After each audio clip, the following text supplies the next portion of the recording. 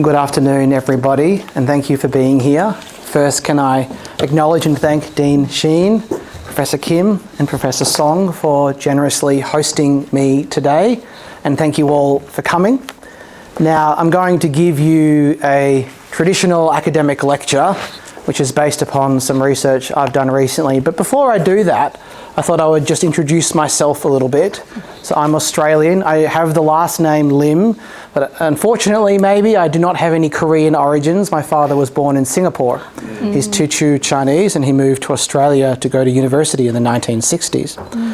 And I grew up, I was a teenager in the 1990s, and despite my father being from a Chinese-speaking country and Mandarin being his native tongue, I studied Japanese at high school because Japan was Australia's largest trading partner, and it was offered in every school in the country in the 1990s. And that, I think, says something about how trade and how commerce permeate and influence the decisions that are made in places like schools and in countries more generally. I went to university. I studied economics and law at Monash University in Melbourne, my hometown. I worked as a lawyer for a very short period of time, and then I was very lucky to go to Princeton University to do my master's degree and then a PhD. And I remember writing my PhD application just after Lehman Brothers had gone down in 2008.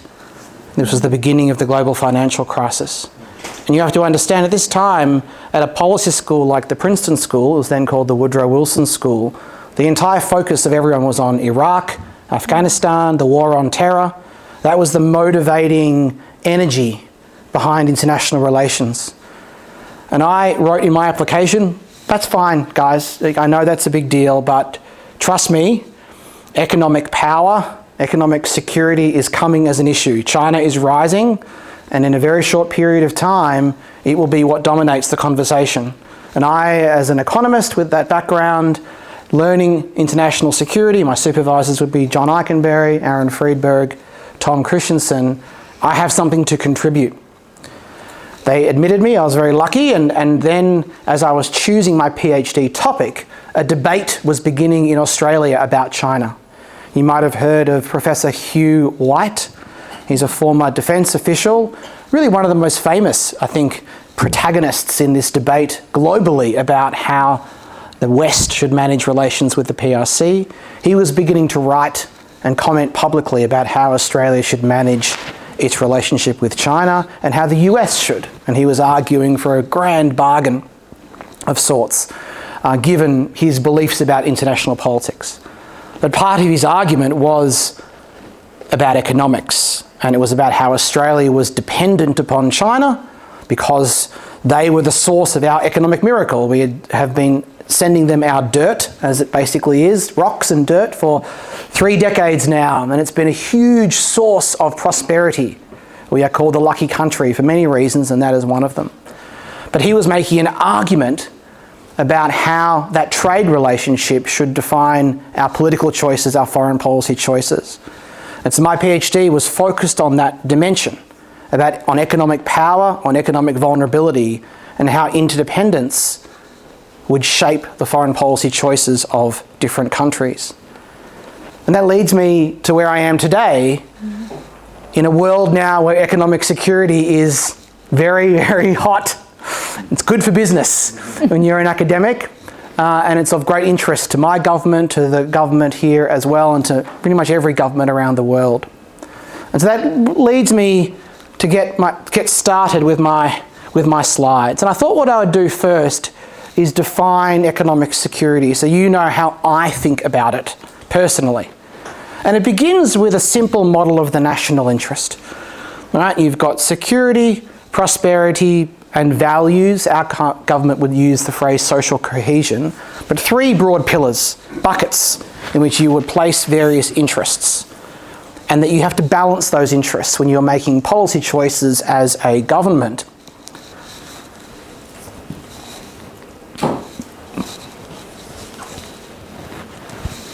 Now, security was a pillar of that. How would we define security? What is national security? Well, I would give this sort of list in the definition. The simplest one, clearly defending your homeland from physical attack, physical harm. That's pretty easy. Second, autonomy and independence, right? The freedom from coercion, the freedom from dominance or undue influence. You can make the decisions that you want to make, right? And then third, of course, managing the external world, the external environment, the international system, and how that can present threats to those core pillars of physical security and independence or autonomy. And I think it's very important to define national security because the definition of economic security flows from that. For me, it is rooted in national security. And so I have adapted my definition of economic security from the definition of geoeconomics that was proposed by Blackwell and Harris in their book, War by Other Means, from about 2016. And you can break up my definition or my adapted definition into two halves, the intentions half and the consequences half. The intentions plank is the intentional use of economic policy instruments by governments to achieve national security objectives, right? And I've just listed what those objectives are on the previous slide. That's pretty straightforward. We can go back to the Peloponnesian War, in fact, and Thucydides, and look at how economic sanctions were a key driver of the war between Athens and Sparta. It's the second half where things get interesting, a more modern version of that, the consequences plank, which is that the reality that economic choices made by market actors, firms, individuals, buyers, sellers, but also economic policies made for economic reasons, nothing to do with national security, but economic policies made by governments around the world, nevertheless can have impacts on a state's pursuit of its national security goals. Right? And I mean, the easy example here is, of course, your decision on your 5G telecommunications network. You might make that, you might choose the cheapest, the fastest, the quickest to be installed network, the highest quality network. But of course, that choice motivated by economic motivations, economic considerations, exclusively, with no concern for national security, might, of course, as you well know, as we all know, nevertheless have implications for your national security into the future. Right? So this is why I like the idea of consequences. Markets operate, economic behaviour, economic choices are made every day for economic reasons, but they can nevertheless have impacts on national security. So, with that definition, I want to make a couple of observations about what I've just defined for you. First, I'm sure as students of international politics, you understand the politics part of that equation, that ultimately choices about national security are political ones. Leaders can define anything they like as being a national security threat. What is a threat inside China is different to what is a threat inside Switzerland, is different to what is a threat in Costa Rica. Right? These are all political choices. And so just as politics drives national security, politics also drives economic security. Potentially anything can be included. Now, I'm not saying it should be included, but in the world we live in, it can be. Second is to reiterate a perennial point about the trade-offs between the three pillars of the national interest: prosperity, security, and values. We've always faced trade-offs between them. You may have heard of that classic trade-off between guns and butter, right? You need to spend resources to buy weapons. That means those resources can't be used to produce food. But if you only produce food, you have nothing to defend yourself with. Guns versus butter. That trade-off has always existed, but in a world, the modern world of economic security, those trade-offs are even more complicated. First, because the cost of economic security policies is often difficult to measure. We can measure the cost of national security policies in a dollar value. How much does it cost to buy that tank or to pay that soldier? But economic security policies often involve interventions in markets, right, to promote an industry or to keep out a certain kind of good. And that is a restriction or a promotion of economic activity which is a bit harder to measure compared with defence expenditures. And the second thing, and this is a big focus of my research, is that when we think about national security policy, who are the actors there? Who are the people that carry it out? Well, they are militaries, they are diplomats, and they are firmly under the control of the government. But the major actors in the economic security realm are firms. They're private sector actors. And governments struggle constantly to control them, to direct them in ways that benefit the national interest. They have their own interests. They want to make money. They want to maximise profit. And they have very different attitudes that often conflict with the national interest in ways that aren't nearly as difficult when you're looking to control militaries, control diplomats and so forth. But they are the most relevant to the outcomes that we care about. And so how to control them, how to direct them is a real policy challenge. All right, with that, let's go to my research question. As I said, there were two pieces of research just to flag them, one in the Pacific Review, the other a chapter in the National Bureau of Asian Research's most recent Strategic Asia volume called Reshaping Economic Interdependence, and that was a chapter that we wrote on Australia. And the question, sorry, we're not getting... Oh, actually, before I get to the question, I want to set it out with a motivating quote. This quote comes from 1995. So the 90s, when I was learning Japanese and the world was a much safer place. A quote from an inquiry that was sort of from our Department of Industry. Normal market forces will be the determinants of change. Most of this activity will be undertaken by larger established companies, and there is little influence that the government can or should have. All right, so this is not about national security, this is about economic policy and economic outcomes. And here you have a government report. We picked this quote because it was illustrative of a mindset, a vibe that prevailed at the time, that markets are the best way to organise economic activity, and therefore government should stay out. And that vibe is really emblematic of how Australia has thought about economic policy for a long time, even as recently as 2015. A Department of Industry quote, and this is actually about oil prices. Unnecessary government intervention pushes up energy costs and hinders the markets in driving down costs for consumers. Australia has been, I think, the only country that has been in technical violation of its International Energy Agency obligation to keep a 90-day stockpile of petroleum and oil as a buffer against shocks, right? This is something that comes out of the oil shocks of the 1970s.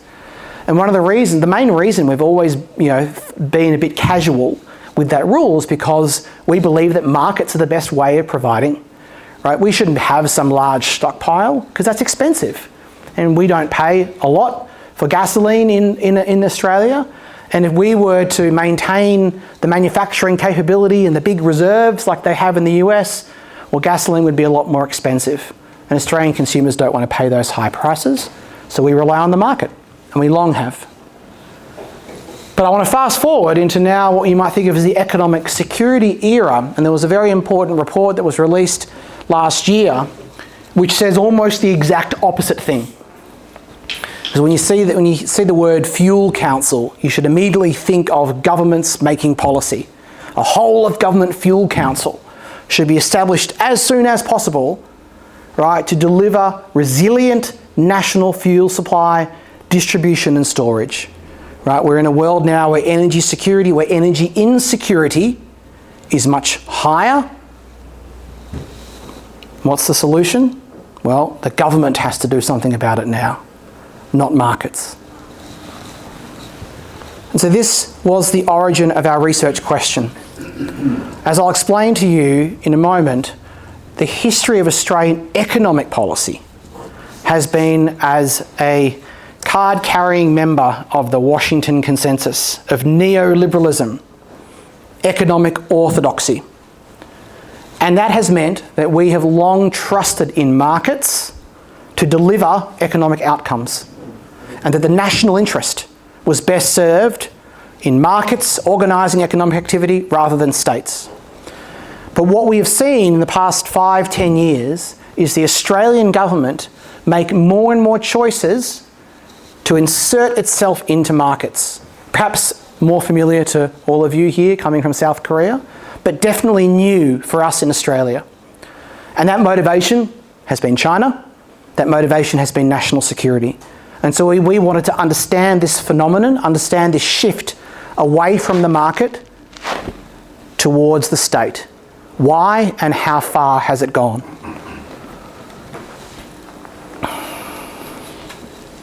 Now, our argument in just a couple of slides, and it's, I'm sure, an easy one for you to grasp intuitively. Right? We have started to perceive vulnerability, weakness, insecurity coming from our interdependence, especially from China. Right? That has seen an integration of economics and security into policy making, and that has challenged this neoliberal Washington consensus orthodoxy that dominated economic policy. And there are three shocks in particular, and I'll talk about each of them very quickly, that have come from China, from Beijing, that have helped accelerate this and have really shown the Australian government how there is a vulnerability in that relationship and caused us to reassess that relationship and respond to it in certain ways. Now, I'll also show you that this is much more limited than you might first expect. That actually we've only partially stepped away from the market, and that we actually keep our market commitments in many ways, and that security has not affected economic policy quite so much. But that we, in many ways, are that canary in the proverbial coal mine as one of the most extreme orthodox economic policy states. The fact that we are shifting away from the market for national security reasons is a real harbinger, and we can already see this for other countries doing the same. And this tension between the market and the state is where I'll finish the presentation. So, a little bit of history. So up until the 1970s, the legacies of being part of the British Empire were still very strong. And it was only in the late 1970s that we began to reform our economy. And successive prime ministers, starting in the mid-70s and through into the 80s, made a series of choices, essentially, for us to become members of the Washington Consensus. In domestic policy, we floated our exchange rate. We made our central bank independent. We reformed our labour markets. We did all the things a neoliberal economist would say you should do. In our foreign economic policy, we slashed our tariffs, often unilaterally. Who does that? We did it. We looked to build economic institutions, support the WTO. We helped found the Cairns group of agricultural exporters. We helped found APEC, that economic meeting. And we also engaged in foreign aid, but a foreign aid that was about building states in our near abroad, what was called the Arc of Instability, with the idea of cultivating markets. And we find in these papers, there is evidence that it wasn't, that we were not just doing this because we believed in the free market. We actually did it because we believed that the free market was the best way of promoting national security. And so the best quote comes from a report from 2001 about a US free trade agreement. The system of economic relationships bound by international legal rights has emerged to promote goals and advance national security. The building of economic linkages and the attendant interdependence that it creates is a new tool of IR. Where economic interdependence runs deep, it can directly enhance national security. And if you've read your Immanuel Kant, you've heard of the argument of the commercial peace, right? That you create these economic webs that creates vested interests who like trade, who make the money off trading and economic relationships, who then act to stop governments from fighting wars, right? It starts with the Corn Laws in the British in the 19th century, taking the power away from agricultural landed elites and giving them to the merchant classes, and goes through to the present, that commerce is the best way of pursuing a peaceful world. That's the argument anyway. And then that orthodoxy in Australia comes under pressure. The first source of pressure is actually international. The GFC, the global financial crisis, the return of great power rivalry, what's been called the weaponization of everything, right? Or weaponized interdependence. All of these big global forces that put pressure on that rules-based economic order within which we had flourished in Australia, that was designed in the 1940s, the GATT, the Bretton Woods system, the IMF, the World Bank, and so forth. And so this is a story that we all know now after 2016 when Trump was first elected. Right? There's been a real challenge to globalisation, globalism, to use Trump's word, and that has seen governments find many different reasons. Nationalism, protectionism, simply wanting to blow it all up if you're a Trump supporter. Many different reasons for governments to intervene in markets, to depart from those orthodox rules that we developed in the post-war period, that rules-based trading order. So, and of course you have the great power rivalry, which I'll come to a little bit more in a moment when I talk about China.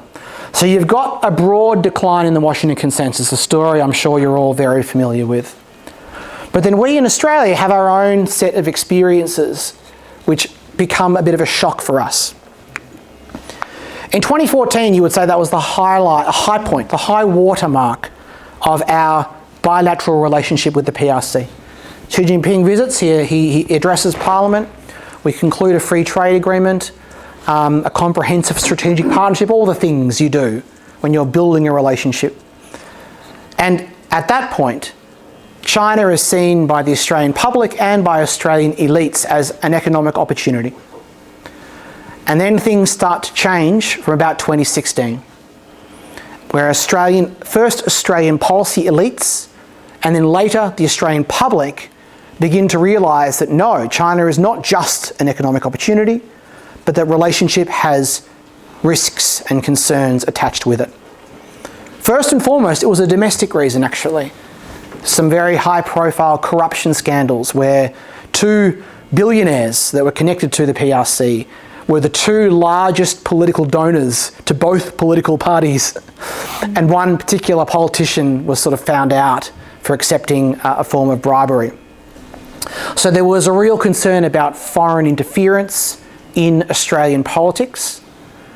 At the same time, of course, as China was becoming a more assertive player internationally, building islands in the South China Sea, engaging in more and more concerning actions in Xinjiang, in Hong Kong and so forth, saber rattling over Taiwan. So China is becoming just a scarier player, both at home with foreign interference and out in the world. Then, of course, we have our economic coercion campaign that started in 2020 and is only just winding up now. Our Foreign Minister called for an independent inquiry into the origins of COVID-19, and that was the tipping point for Beijing to impose a raft of restrictions on Australian exports to China, where we lost something in the order of, it was markets that were worth 20 billion, the costs are still estimated, but in the several billions of dollars. And then finally you had the pandemic itself, right? All of us, when we couldn't get access to masks or vaccines, suddenly realised that global supply chains were a lot more fragile than we ever imagined. Now, in 2022, we had a change of government, went from a centre-right leaning sort of conservative government to a centre-left, more progressive government under Labor. But even though Labor came into office promising to improve relations, in their word, stabilise relations with the PRC, there was nevertheless a recognition of a permanently higher level of risk from economic interdependence with China. Right? So despite improvements in the relationship, the messaging from the government was doing business with China is now permanently riskier than it was before. Right? So there's a real change in the Australian attitude. Around this time as well, you see Australian public opinion shift from evaluating China as a net opportunity to a net risk. Low institute polling, that shift happens in around 2020 as well. So the entire country is increasingly fearful, and that is causing us to reassess our economic relationship with China as well. So what do we do about it? And this is what we focused on in our research. What we were looking for were these evidence of a move away from the market towards the state. What is the government doing to intervene in markets motivated by national security, motivated by this reassessment of the economic relationship with China? And we find sort of three big categories of activity. The first is on limiting foreign investment. Now, we have always done this. Most countries have some kinds of rules, especially in the developed world. But we beef up our restrictions. Most famously, we were the first country to explicitly ban Huawei from our 5G network. But we also limit the acquisition of various companies in the construction industry, agriculture, and of course, in minerals and mining, where Chinese investment, Chinese money is increasingly unwelcome, right? Sometimes we pair our acceptances with rejections, so we're still letting some Chinese money in, but much less. So we're limiting foreign investment, right? That is a state-based intervention, denying free market forces. Next, we are starting on the road to industry policy, right, where the government is using taxpayer money to support certain sectors, support certain industries, on the grounds, partially, that it's good for our national security, that it's good for our economic resilience. And so this began with some very large loans to develop rare earth mining and processing facilities. Most recently, it's been proposed legislation called Future Made in Australia, where the government is looking to spend tens of billions of dollars, between 10 and $20 billion, promoting domestic manufacturing in green industries, green technology, green energy industries. But a very core part of that legislation is that there are a national interest, national security dimension, not just a decarbonisation, not only a decarbonisation agenda. And this has also affected our cooperation with other countries. Probably most significantly, we signed a compact with the United States that would potentially enable US money, and actually it already has begun, US taxpayer dollars to invest in Australian minerals projects within the Defence Production Act. And we've done bilateral agreements, memoranda of understanding, South Korea and India, 2 examples, Japan, India's Supply Chain Resilience Initiative, and the Global Minerals Security Partnership. So we're engaging in different types of economic security cooperation. But all sort of think of these, I bucket them all as new industrial policy, right? Where the government is looking to shape and support the development of industries, not leaving them to the free market, motivated in part by national security, by economic security. And then finally, it's affected how we do our foreign aid, right, where we are no longer just building hospitals and schools, but we're actually funding foreign infrastructure, right? We can see the Belt and Road Initiative and what it is doing. We have tried to do a little bit of it ourselves. We purchased an entire telecommunications company that operates in the South Pacific, Digicel. The government put up 70+% of the money for that. And we've built undersea telecommunications cables in the South Pacific as well. So they're the 3 main categories where we have moved away from a pure, embrace of the market. But on trade, we haven't really changed at all. And I love this quote from a representative from the beef industry, Australian beef. I know you all understand how delicious it is. Tell business to diversify, it's just naive. We just can't give up premium. China buys the entire cow and they pay more for it. And so if they're not buying the cow, we've got to cut it up into different pieces and send it off to multiple different countries, and we don't make as much money, right? And so even though the understood level of geopolitical risk from things like economic coercion is higher, that has not affected the choices of our companies, and that has not resulted in the government trying to force them to diversify. It's tried to encourage it, but it's not telling any companies, you need to go somewhere else or else we will, punish you. Because the Chinese market is still just too lucrative. And so when these restrictions were gradually removed, there are about 9 different industries. We can talk about that in the Q&A if you're interested. Our exporters are rushing back in because that's where the money is going to be made. Even though it could, the music could stop again if there's some future crisis that requires China to react geopolitically using economic tools. So we just don't have those alternatives. So on trade, we're still pretty good neoliberal citizens. And so you can see, a little graph here of the industries. This is total merchandise trade. So you see a bit of a dip there. A lot of things were not affected by the coercion campaign, most importantly iron ore, our largest trading sector with China, but a real rebound. Right now that the political relationship has been stabilised, trade relations are going back to where they were before. So that's our story, right? A limited, but nevertheless quite concrete step away from an embrace of free markets, from an application of the Washington Consensus as a result, right, of our reassessment of the benefits and costs of economic interdependence with China in particular, right? It's real, but it is limited. We don't have the size, right? The internal market. We don't have the economies of scale to do a wholesale bid for, autarky, for self-sufficiency. Right? We can't do what the Americans and the Chinese are trying to do in some sectors. We don't have that size. Now let's talk then, I want to finish with this final section on looking to the future to some extent.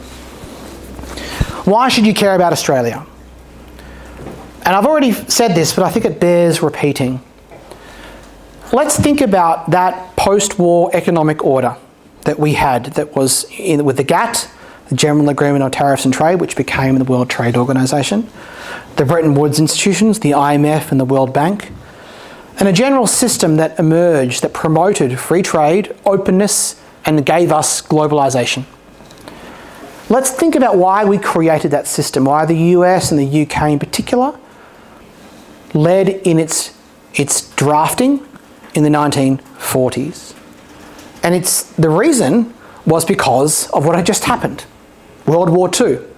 And in particular, the belief, the assessment that one of the major causes of World War II was economic. It was these beggar thy neighbour policies, right? Huge amounts of protectionism across the 1930s that undermined that argument from Immanuel Kant of the commercial peace, right? And that we did not want to return to that world. Free trade was going to be the best way to promote peace.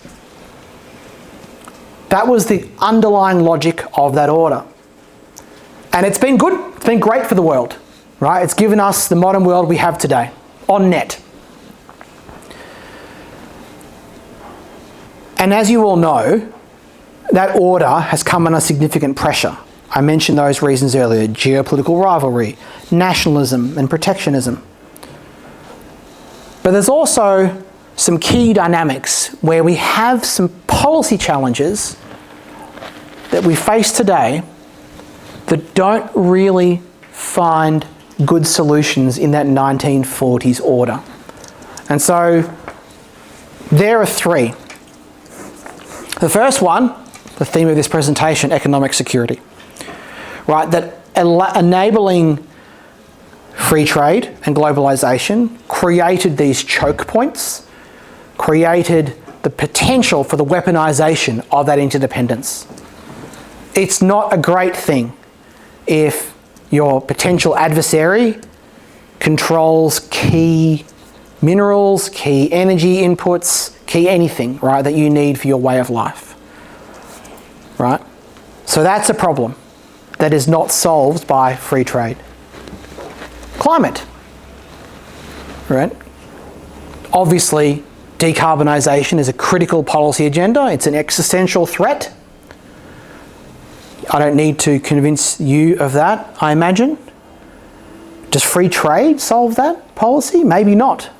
Maybe we need a world where the Inflation Reduction Act in the United States, which subsidises the development of green industries in the US, is not so illegal, where governments are able to intervene, sometimes be protectionist, sometimes subsidise their own industries on the grounds that climate change is an emergency and we need to do everything we can as quickly as possible, and that free trade markets won't deliver us that.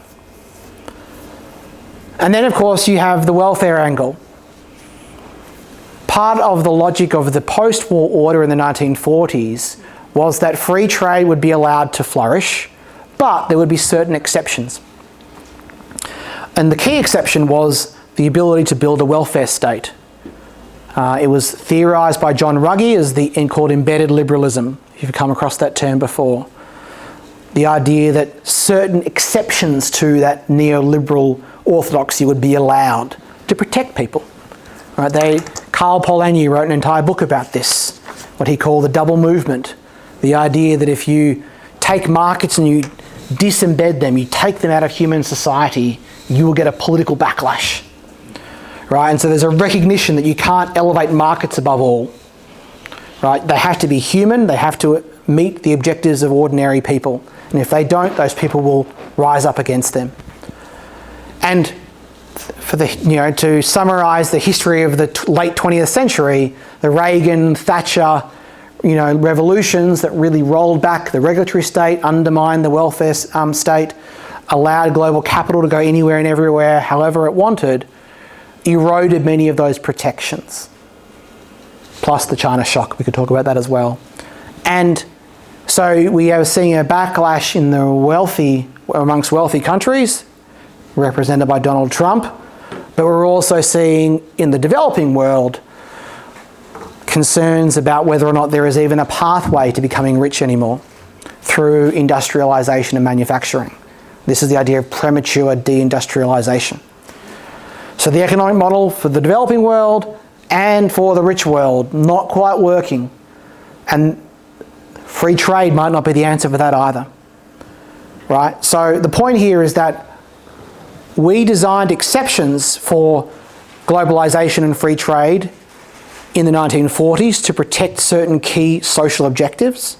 Maybe we need to protect these new objectives, or recognise that we need exceptions to these to the principles of free trade in order to reform the order so that it can be stable. And so the reason why Australia matters as part of this conversation is because we are at one end of the extreme.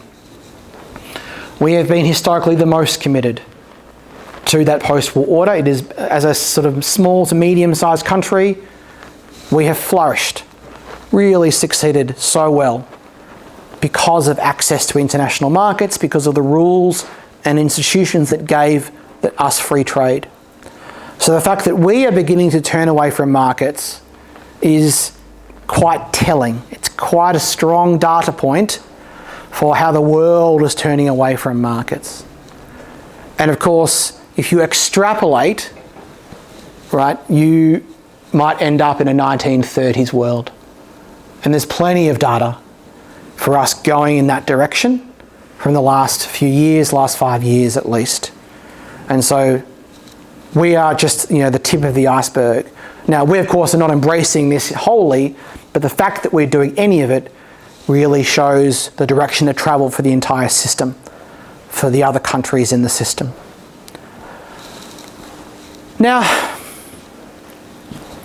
when I think about a broader theoretical framing for this research, I come back to this tension between state and market. Right? What is the best way of organising economic activity? Since Adam Smith, there has been a recognition that the state is problematic. Invisible hand is the best way to promote economic development, to promote economic growth, to promote prosperity, right?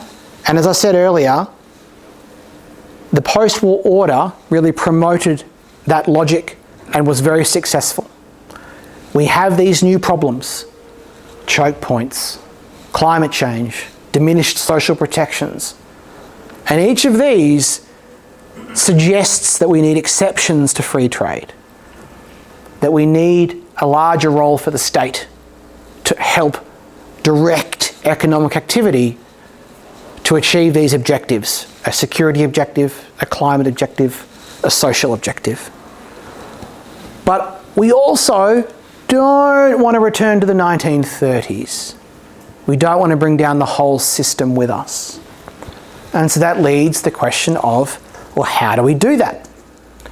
How can we bound, limit, what's the limiting principle for these new exceptions to openness, national security, climate, social protection? We can all accept that free markets don't solve these problems, that our choke points will be weaponised, that we'll all burn in a carbon-intensive world, or that people will suffer. We can accept that free trade doesn't solve those problems, but we also need to accept that the opposite of free trade is not good for the world either. And that's something I've been thinking about in the last year or so. I like this quote from Jake Sullivan, who's the current National Security Advisor in the US, right, talking about export controls.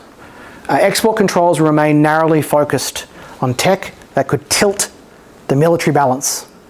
We're simply ensuring that the US and allied tech is not used against us. We're not cutting off trade, right? So that sounds very reasonable. Unfortunately, we don't have a very good legal rule for that. We have Article 21 of GATT, which says, right, essential security interests can be an exception to free trade. But we don't have any real definition of what that is. There's a little bit of case law that involves Russia, but doesn't get us very far. It's quite reasonable to say we don't want our adversaries to use our technology against us on the battlefield. Dean Sheen knows this very well. Because he wrote his PhD in part about that, export controls during the Cold War. Let's not send the missile to the Soviets. It kind of makes sense. But now it's not just the missiles we have to cut off. It's going up the supply chain, right, to the semiconductor. But when you cut that off, you cut off a whole other host of legitimate civilian uses for that semiconductor. And you are then perceived as engaging in economic containment, at least from the perspective of Beijing. So that's why I'm calling it a drafting problem.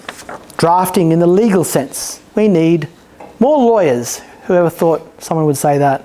But we need, someone to help draft rules to bound these exceptions. Because if we don't, then politics can take over and everything can be a national security concern. So how would you do this? Well, you would define the national interests that you care about, security, prosperity, social cohesion and values. Right? And then you would think about the market, get into what the costs and benefits are of different market interventions. And that could then begin to give you information to draft rules to bound the scope of these interventions. Now this is not easy. Right? I don't think this is something that can be done in 1 month or 1 year, maybe even in 1 decade. It's a bit too soon, actually. Right? Because we're still feeling out what those vulnerabilities are. We're not very mature. We're still feeling very insecure. We don't recognise the stakes from the larger system. But the questions we need to ask are, how much of the IRA, the Inflation Reduction Act, should be legal? Right? What does it mean to limit a technology on the grounds of its battlefield implications?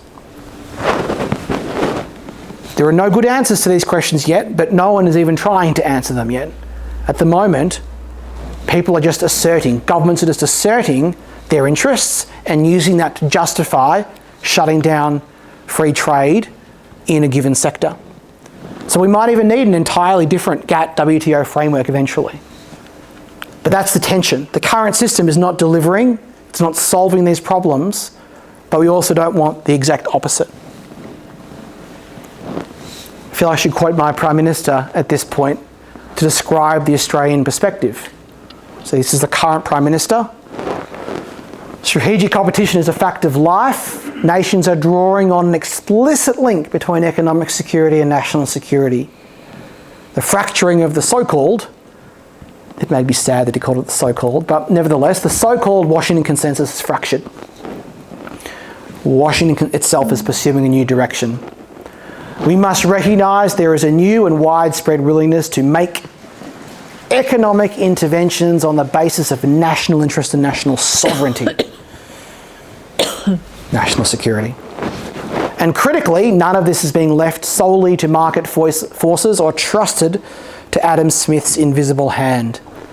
The heavy lifting of the economic transition and industrial transformation is not being done by markets, by individuals, companies or communities. It is being facilitated, enabled and empowered by national governments, right?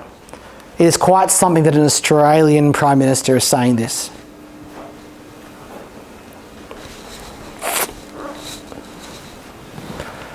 But it's hard for us. We don't have any history of doing industrial policy. We have flourished under the opposite system. So we lacked the institutions, the expertise, even the conceptual frameworks. And importantly, no country can do this alone. Right? Your country here in South Korea has the exact same agenda. It sees the world the same way we do. And so there is an agenda for cooperation between our countries and many other like-minded countries. But this is where we get back to one of the challenges of economic security, of course, that it has to involve private sector actors. And this is where classic political economy dilemmas, something that Professor Song knows a lot about, become an issue. Rent-seeking, waste, inefficiency, distributional conflicts between winners and losers, all the things you learn about when you learn about political economy complicate the story of this transformation that our Prime Minister is talking about. Right? Some of the issues that we're facing, how can we encourage private investment in green industries? How can we deploy patient capital that doesn't need a return straight away in something like critical minerals where the economic incentives in the short term are quite low? And of course, how do we manage rising geopolitical risk? What happens when companies insist on doing business in dangerous places regardless of the risk? Should they be forced to internalise it? These are some of the policy agenda issues that we're thinking about. I'm going to finish there. I'll leave this slide up for you to digest. It's just a really nice encapsulation of this debate in the United States. And the protagonists here are Jared DePippo, who used to work at CSIS in Washington, now works for Bloomberg. Brad Setzer, who was in the US government, now back at the Council on Foreign Relations.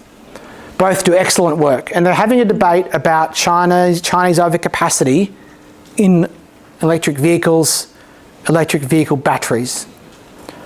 And this is that classic security versus climate debate, decarbonisation versus de-risking. On one hand, if you believe climate change is an emergency, then you are very happy that the Chinese are building solar panels and EVs like there's no tomorrow, because you want that technology in the ground and working as soon as possible. But if you worry about the weaponization of control of those markets, and you worry about how that could be used for geopolitical advantage, that it could threaten your national security, then that dominance is not something you celebrate. And that's what's being litigated between DePippo and Setzer in this little tweet argument they had a little while ago now. So I'll leave it there and look forward to a Q&A. Let me bring out the star of the show. This little guy. Apparently the world's happiest animal, the quokka. I don't know much about quokkas because they live Mostly, I believe, in the very far west of Australia, Rottnest Island, which is off the coast out there. It's a long, long way away from where I live in Canberra. But they are very cute. And so, the first 5 questions, we'll get a quokka as a souvenir. So, please, Professor Song, do you want to moderate? How do we want to operate? Oh, look. Okay. Wait until the Professor Song goes. Okay. Okay, I will just go there.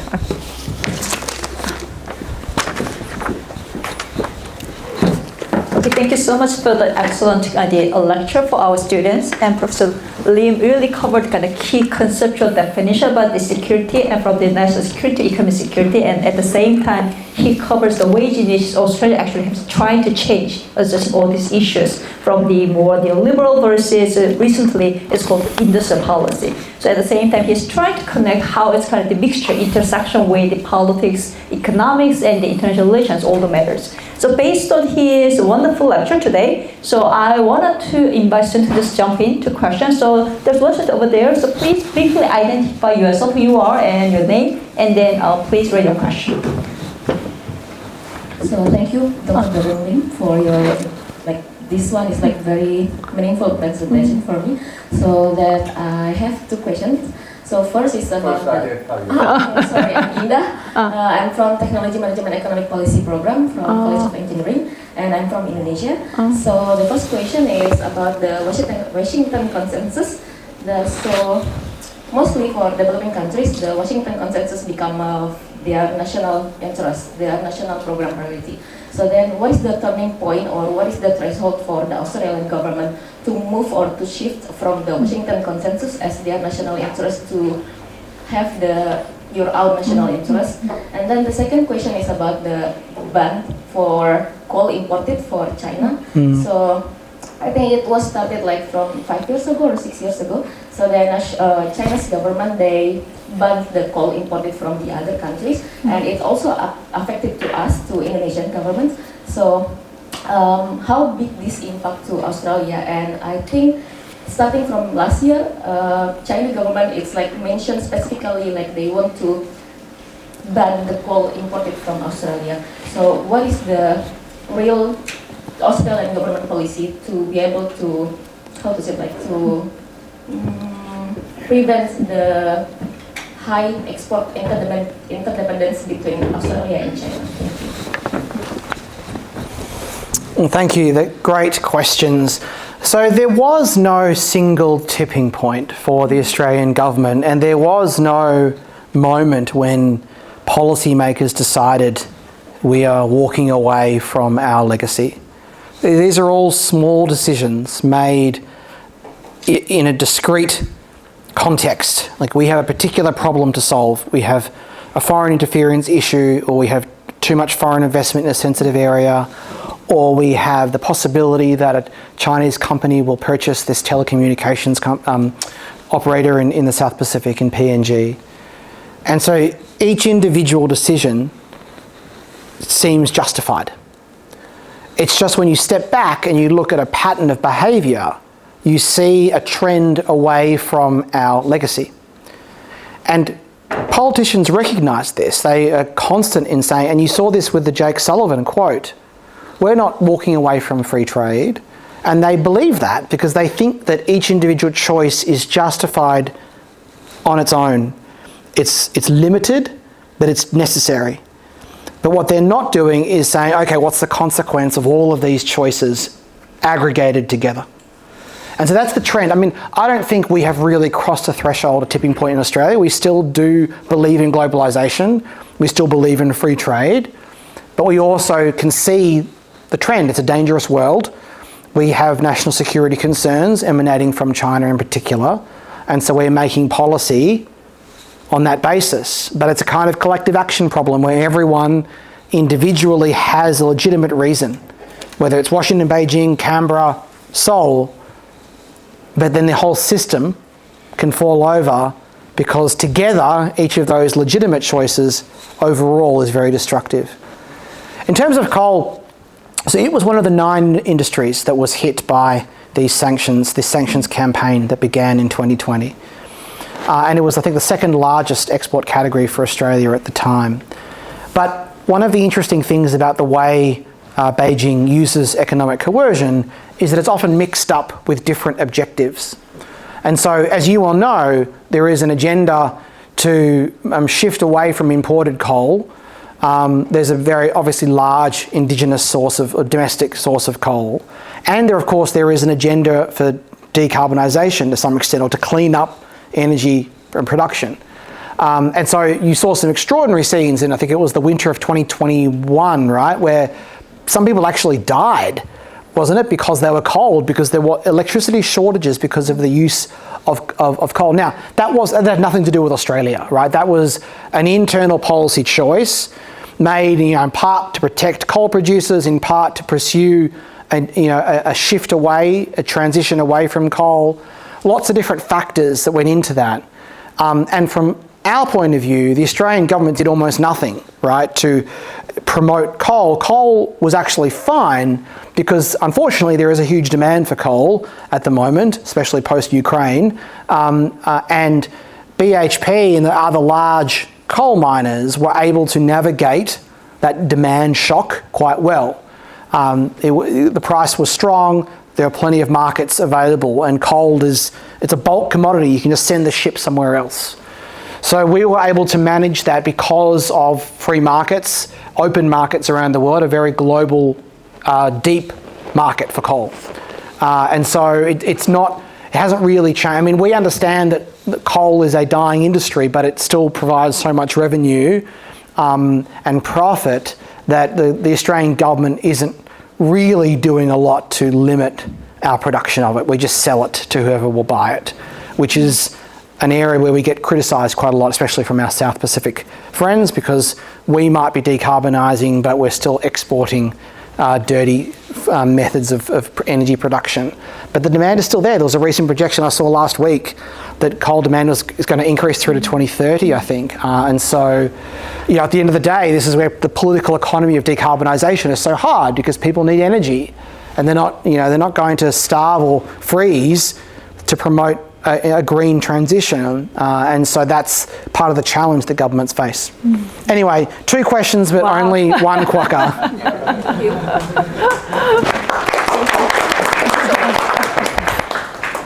Okay, thank you so much for the question. And any other questions or comments?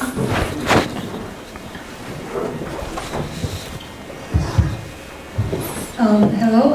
First of all, thank you for your talk. My name is Maral, and I'm an MA student here at GSIS. So my question is about,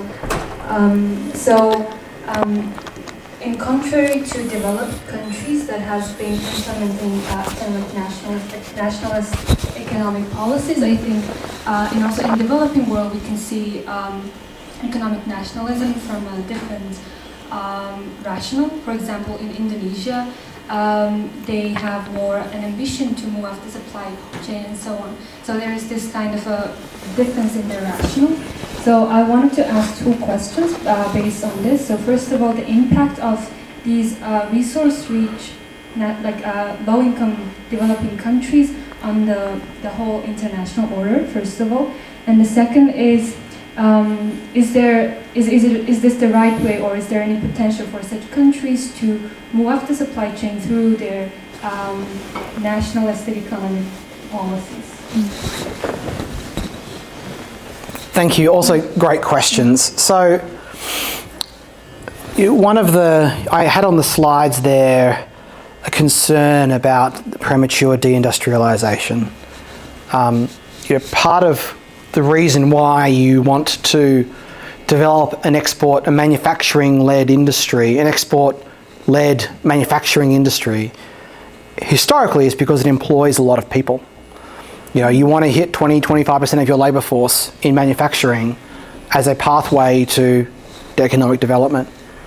And for various reasons, China's dominance, but robotics and technology, it just does not seem like any country now, I think, in the future is going to hit that 20% threshold of employment in manufacturing, which leaves it very unclear how they are going to rise up and overcome the middle income trap.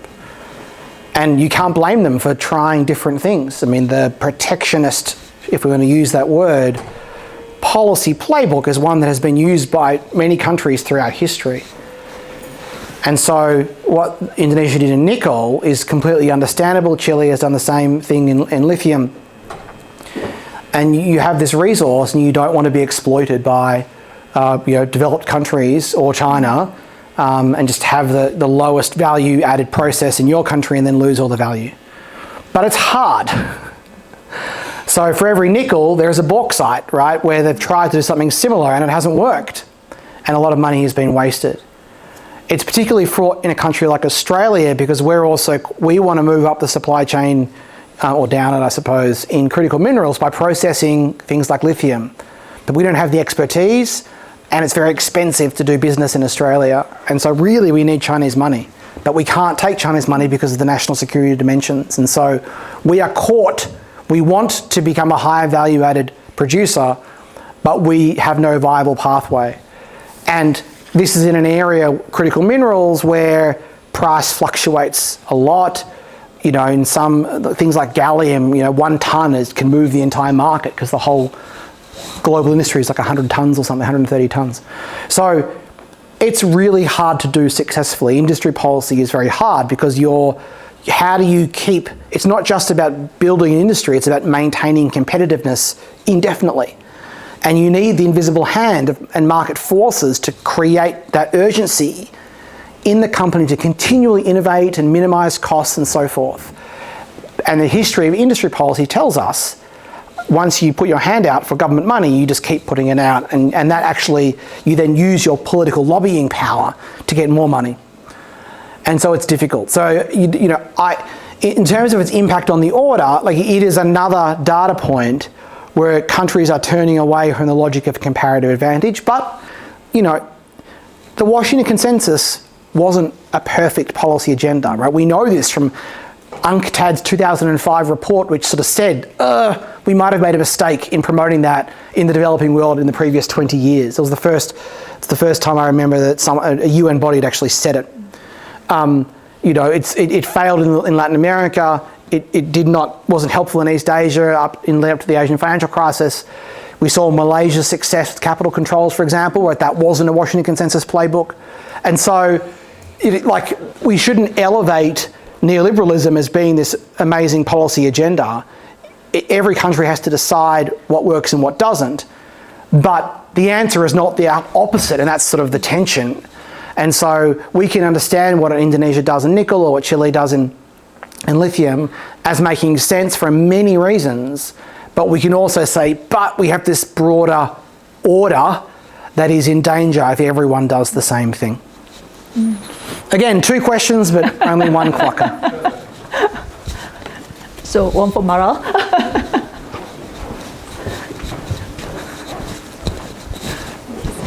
Thank you. Okay, any other questions from the floor? Yes, over there.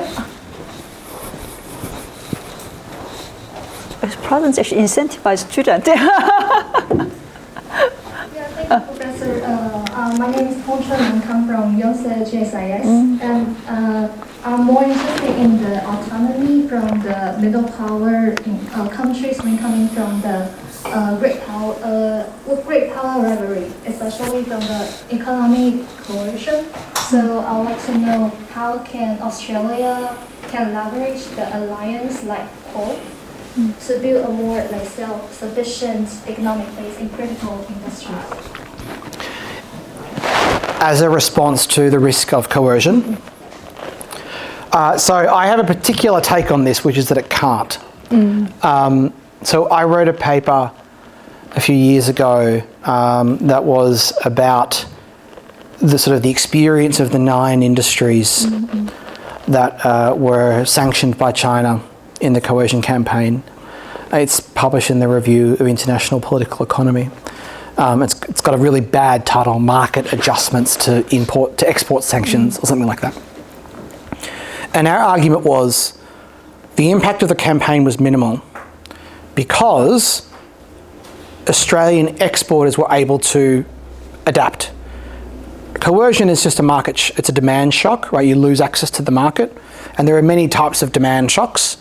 And companies respond to shocks on demand or supply all the time.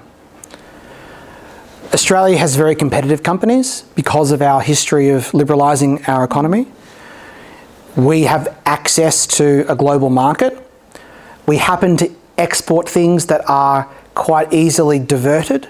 So they're not particularly specific with these bulk commodities. You can sell the coal to China or you can sell it to Korea. It doesn't make a difference. And we also had good luck. It rained a lot in the first 2 years, which helped farmers, so that lessened the shock to agricultural products. And there were very tight supply conditions. So there were shortages in coal, in copper, in cotton, and to some extent in barley. So there were high prices and lots of willing buyers. So our resilience to economic coercion was driven by a rules-based trading order and very competitive companies. It had nothing to do with the government. Right? At the margins, you can open up maybe one free trade channel, but mostly it was just market actors doing market actor things, responding to incentives and being nimble. The two commodities that were hardest hit were wine and lobsters. Wine is a very competitive market, and it has a lot of marketing. You've got to have your guy there on the ground saying why your wine is better than the French wine or the Californian wine. And so it's when we lost access to the Chinese market, there was no other good market to go to. It meant that we had a lot of cheap wine in Australia. It was very nice. Lobster, China was the entire market. 100% of our exports went to lobster and no one else buys it. So in a couple of situations, you don't have good substitute markets. Nevertheless, when Joe Biden or Anthony Blinken said, we will not leave Australia alone on the pitch, on the field, like we will stand with you in your economic coercion experience, that did not mean that the US was going to stop Californian wine growers from selling more into China. So as we lost market share, it was gained by some of our best friends. And the reason is a classic political economy reason. Like no US president, no political leader is going to sacrifice their own economic interests, for a friend in this kind of circumstance. So I'm very skeptical of international cooperation on the issue of economic coercion, right? Where you're paying concrete money to support each other. The G7 is an agenda and a countering coercion agenda. It comes up in lots of bilateral statements. And there are things you can do, like you can share information. There's reporting that the US National Security Council and their Treasury have given advice to some countries that have suffered loss of markets, like Lithuania in 2021. And so you can help each other, but you are not going, that help is limited by classic political economy considerations. And so when I sort of get asked this question in Australia, I say, companies have to take the risks. You can tell them what those risks are, but mitigating those risks is expensive. It's like buying insurance. You can develop another market, you can spend all this money, but you might never need it if China is fine, but it's going to be very expensive to do regardless. Diversification is costly. If it wasn't costly, it would have been done already. And so I see a very limited role for the government in supporting these industries. The only role I see is what I call a social insurer of last resort. So a government should not bail out a company that is affected by economic coercion. It might consider bailing out a community that is. So if you have your fishing village down in Tasmania who relies on the lobster industry, and that is put out of business because of a coercion campaign, then maybe the government comes in to support that community. But it doesn't support the companies. They're grown up, they're big boys and girls, they make their own choices. And as you saw from the beef industry, China remains too lucrative. And so companies will make those choices, and I don't think governments should be trying to stop them because it's too expensive. But when the risk materializes, you deal with it then. You have competitive companies, hopefully an open trading system, and maybe some social support when it's needed most.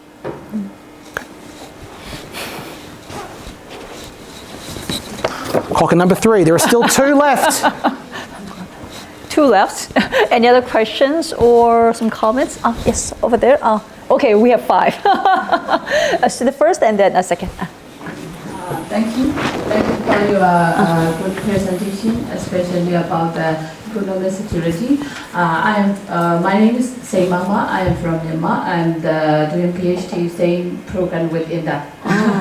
So today I'm learning, and then we already know the nowadays decarbonization is really important, and then the global climate change is kind of the global issue. So some kinds of the like the EU, they have the role to achieve the net zero goal. That's why some organizations, they are following the EU guideline to reduce the carbon emission, especially in the families and the. So my interesting is I want to listen your suggestion about the organization when they make the security kinds of the by using the digital technology or digital transformation. So they need to they have the mission or vision, something like that, to achieve the vision profit, and then to solve the climate change. So my question is, you are which kinds of the most important factor should be the thing to follow the organization to align with the vision development, and then to solve the climate change issue. I want to hear. I mean, that is a very big question. When the EU, of course, you have the carbon adjustment, border adjustment tariff, and of course the logic there is that if you are producing something in a dirty way, then and it is being produced in the EU using a clean way, then you should have to pay the difference because that's an unfair advantage, but it's also bad for the environment. And so this again is an exception to free trade based upon a climate change, but also kind of a fairness argument. From an economic perspective, you're looking to internalize the externality, right? Like, think of pollution as the classic, or cigarette smoke as the classic externality. You need to find some way to make the polluter bear the cost of that pollution.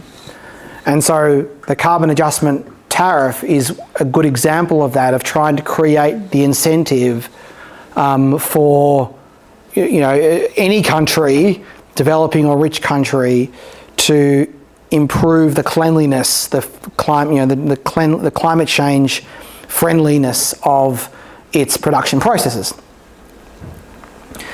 Now, that's a legitimate exception to free trade. Now, if you are, in one of those countries, you still face a choice, though, between, the dirty method and the clean method. And maybe if you use the clean method, you might be able to sell into the European market, but you might not be able to sell anywhere else. China is the major competitor, perhaps because they're dirty, or perhaps because they're just very efficient. They are going to be even more competitive than you. And ultimately, you have to try to make money and pay your workers and make profit. And so these thousands, tens of thousands of individual decisions aggregate into the impact on decarbonisation or not. And I'm a political scientist, and so I'm interested in, well, who holds political power, right? When you see successful decarbonisation efforts, what you see is governments able to take advantage of favourable political coalitions inside their countries to promote that decarbonisation agenda, right? Like any economic transition, there are winners and losers, and you have to try to make the winners, in terms of climate change, in policy policies, you need them to have political power as well. So like, this is not an answer to your question because there is no one answer. Every country is going to have to make short-term choices and long-term choices. I think, the main answer is that the rich world has to do a lot more to create the incentives for the developing world to decarbonise. That's why I think it's great that the Chinese are making too many solar cells, because they can just sell them to the developing world, hopefully very cheaply, and we can subsidise it. That would be fine, because that's the only way it's going to happen. But for each individual country, like it's just going to be, how much do policymakers really want to pursue this agenda? Who are the political supporters that will promote it or oppose it? And what can third countries do, wealthy countries or international organisations do to help create those political conditions to favour decarbonisation? But that's not very, it's going to be an issue-specific, country-specific question each time, but some thoughts anyway. Okay, the last question.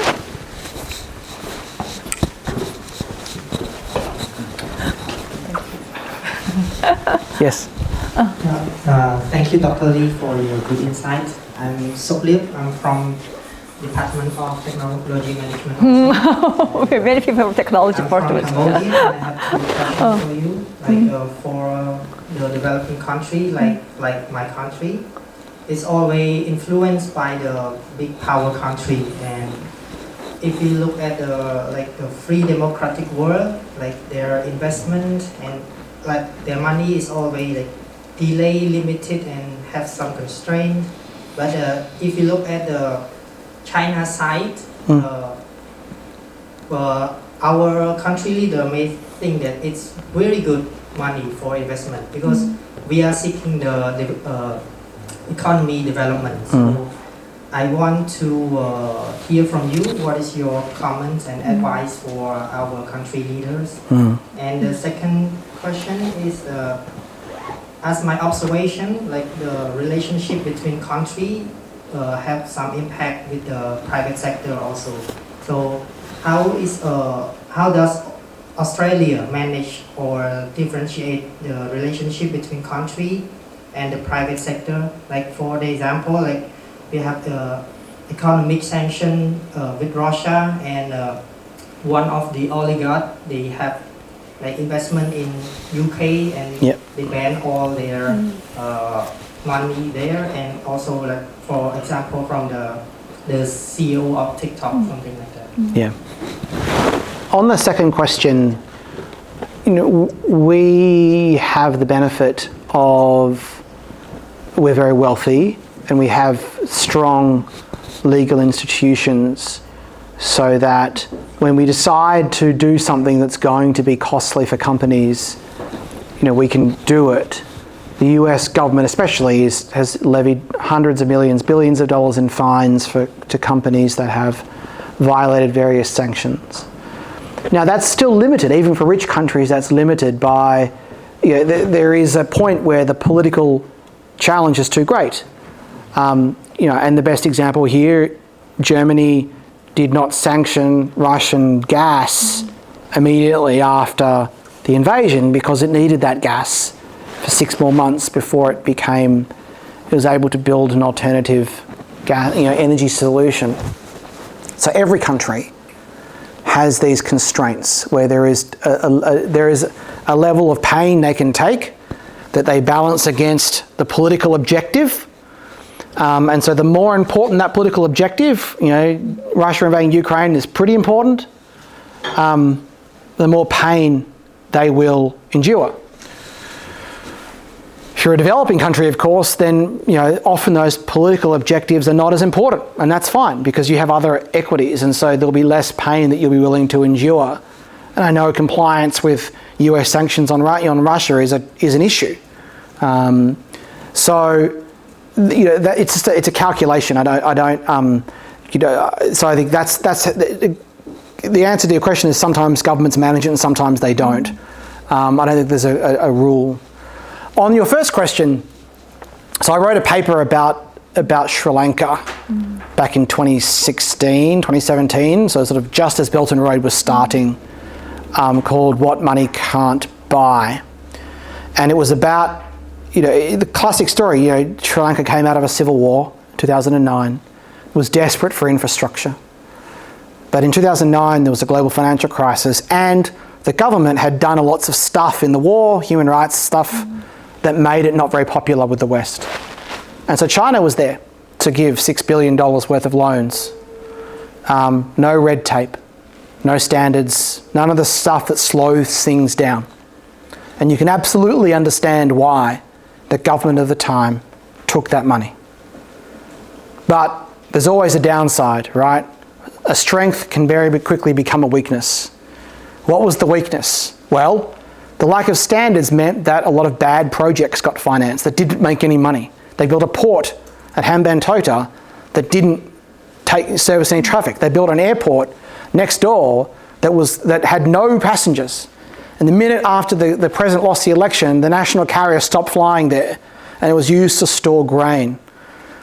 Many allegations of corruption, right? So now that red tape, you can start to see why it might be needed, because it helps validate the viability of these projects and make sure you get a good return on investment, to make sure it's not lost in corruption. What happens is that Sri Lanka becomes very weak economically, macroeconomically, not because of this debt, but just for other reasons, suffers a balance of payments crisis, and has to famously hand over control of the Hambantota port to the Chinese on a 99-year lease in 2017, in return for $1.2 billion of debt relief. Not Chinese debt, separate government bond debt, but they were broke. They needed the money. They needed the money because the projects weren't making any money.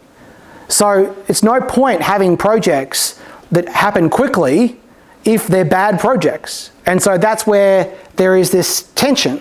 Speed is good when you're poor and you're trying to grow. You want to turbocharge economic development.